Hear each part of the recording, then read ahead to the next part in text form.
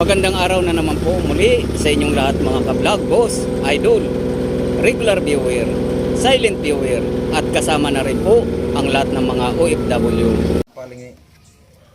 Gagawin ko naman ngayon ay magpapalit ako ng mga ilaw, tail lamp ng boom truck. So yung boom truck po na to ay nagkaroon po ng aksidente nung nag-unload po ng heavy equipment nito. So bigla pong bumaba yung pinakahulihang bahagi nito sa sobrang bigat ng karga at nailagay po sa malambot na lupa kaya umangat.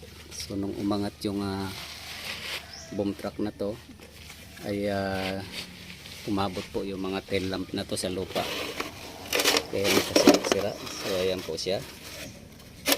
So kailangan po siyang palitan ng panibago. So ayan na po. So ang ginagawa ko po ngayon ay nagpapalit na po ako ng ilaw at kailangan ko pang sundan yung color coding ng mga lightings na to para hindi po magkaroon ng problema yung tamang koneksyon at saka yung tamang direksyon ng mga ilaw.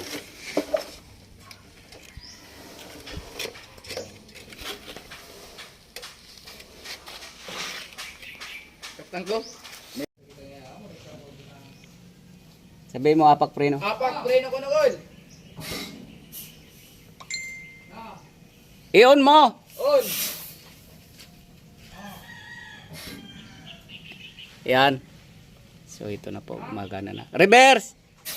Ulit.